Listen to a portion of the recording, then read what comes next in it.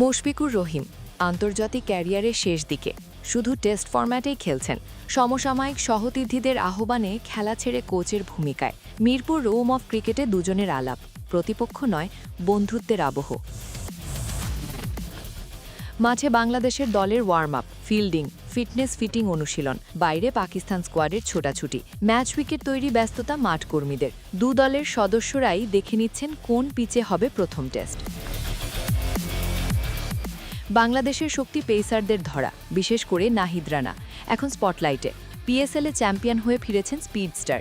লাল বলে নাহিদের আক্রমণ পাকিস্তান দল আগেও ভুগেছে।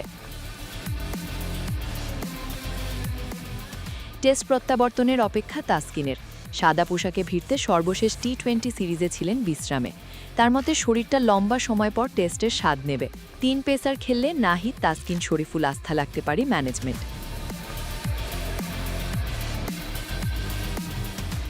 নেট সেশনে নজর ছিল আমিত হাসান ও তানজিদ তামিমের দিকে। দুজনেই সময়ের সঙ্গে ভালোই করেছেন। মিরপুরে কাজটি ইতিবাচক হবে বলে প্রত্যাশা। জাতীয় দলের সঙ্গে প্রথম অনুশীলনে রোমাঞ্চিত আমিত। পাকিস্তানের ক্রিকেটাররা পিএসএল শেষ করে এসেছে।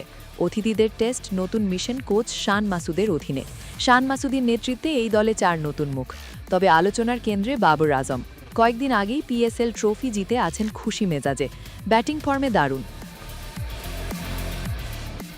সবশেষ 2024-এ ঘরের মাঠে বাংলাদেশের কাছে টেস্ট হোয়াইট ওয়াশ হয় পাকিস্তান।